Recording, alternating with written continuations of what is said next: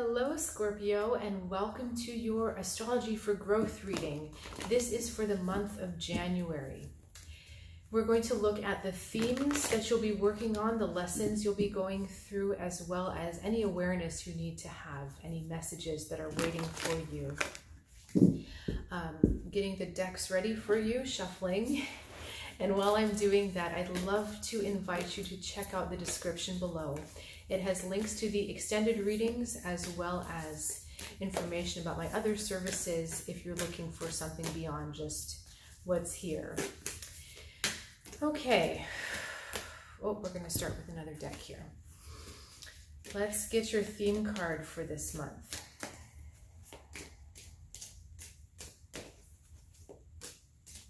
Okay, we're actually going to get two cards for you. We've got Knight of Water. And we've got Six of Earth. Okay, relationships, the power dynamics in relationships being very much a theme for you right now. And making sure that you're not in any power dynamics that you're regretting, that you're going to end up regretting. If this is starting to feel like a negative situation from the past, if it's starting to kind of smell the same, this is a chance to level the score, okay? And what that means is, what does that mean? Are we talking about giving more, giving less? So Scorpio, this is something about you're being taught to balance power differently. So generally we like to hold more power than not, right? We want to hold more power, but in doing that, we actually end up having our power taken from us. And that's where we get into this Knight of Water situation, where we're singing these very deep, heartfelt, sad songs about how we were mistreated in the past.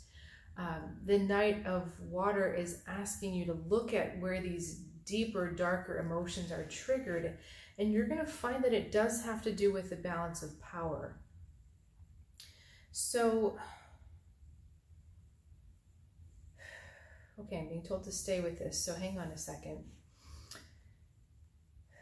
As Scorpio is learning to balance power differently, what does that really mean? This is the balance of power as equals. And so this is scary in some ways because Scorpio, it's going to feel like you're losing power, but actually you're going to be gaining power. Because as you give power back to other people without sacrificing your own power, but you give power back that may have been taken, you receive the same thing. They will also give power to you, or power will come back to you in a different way. So I'm really intrigued by this. I want to expand this a bit more. Do we expand or do we go? Okay, we're going to expand this a bit more.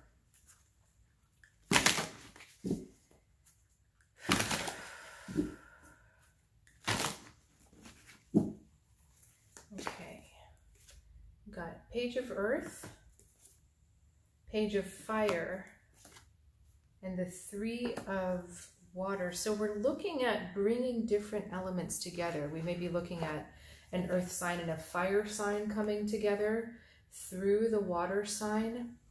But what we're really looking at is growth, because Page of Earth is talking about the growth of abundance. Page of Fire is the blossoming of a creative period.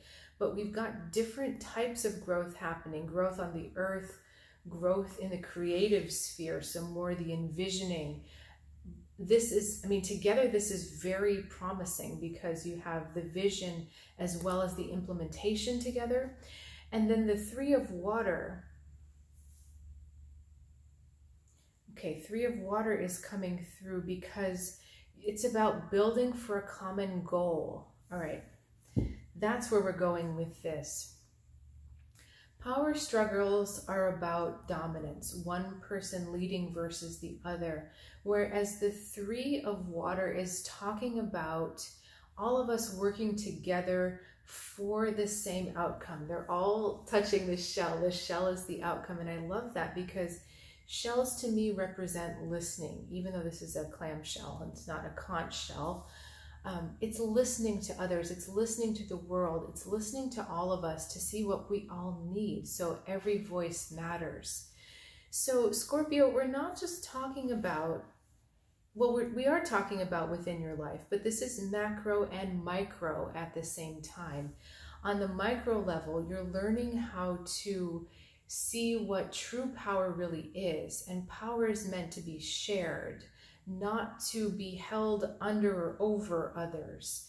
Okay, and that's why this is really interesting, because on the macro level, we have been raised and conditioned and programmed by a society in where imbalance of power is taken for granted.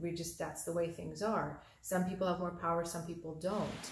And it's this litany of disempowerment, power at the expense of others, right? So we come into a new land and we conquer the people that were already there. We disempower them to have more power, to have more resources for ourselves. And this is a paradigm or a trope that's repeated everywhere, in the workplace, in our family dynamics, in the way we look at ourselves, in the way we look at other cultures, in the way we look at nature. So this affects all of us on all levels, and you, Scorpio, are being asked to heal this on your own, in your own relationships first. Okay, before we get out to that way macro level, look at where we are working on the same goal, look where we're looking for the same thing. And that is where we can learn to shift and share power rather than take control and hold power. So I'm really curious. I got this new deck a couple days ago, and I want to see what the message is for you, because that's a really fascinating message to come out for you at this time. Okay, we're going to go for the middle two of this deck here. Be spontaneous, that's fun. And ideal course of action. Okay, so I am going to consult the book. As I said, this is a new deck. Oh, hang on a second. We're not going to consult the book yet. Okay, now spontaneous. This is the spontaneous give and take, the spontaneous flow, rather than the counting and holding and the scripted way of being. Okay, so for instance, if we go to the workplace, I'm the boss, therefore I have all the power, right? And I make all the decisions and everything has to come through me. There's nothing spontaneous in that because it's scripted. So take this to your relationships. You may be the one that always does this, okay? And you can fill in the blanks. And you're always the one that ends up this way. The spontaneous card here is saying, no, if we get into the flow of love, if we get into this flow of sharing power, then we're going to spontaneously respond to what needs to be done or where the flow needs to go, rather than fulfilling our roles, just doing our little mechanical things. We're actually going to be finding this spontaneous expansion and this spontaneous coming together, this spontaneous touching. Rather than the mother saying, well, I've got more power than you because I'm bigger, and the child saying, oh yes, help me.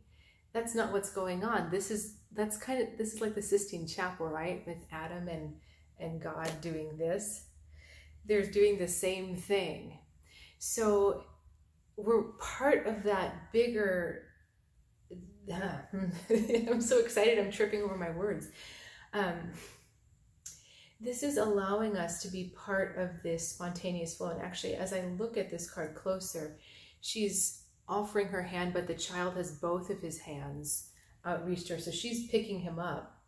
But it's not picking up out of oh, let me help you so that I can control you. It's, let me help you be part of this wonderful world that's out there, just because I'm spontaneously moved to do that. And ideal course of action is, I think, also just flat out validating what we're talking about. Yes, this is ideal for all of us. but it's being spontaneous in that ideal course of action rather than being controlled and measured and over deliberate, overthinking. It's allowing ourselves to be moved to do something, from love rather than to calculate what our next move is. Okay, so that ideal course of action is all about calculation here. But the be spontaneous is in the moment we need to do this, in the moment we need to do that.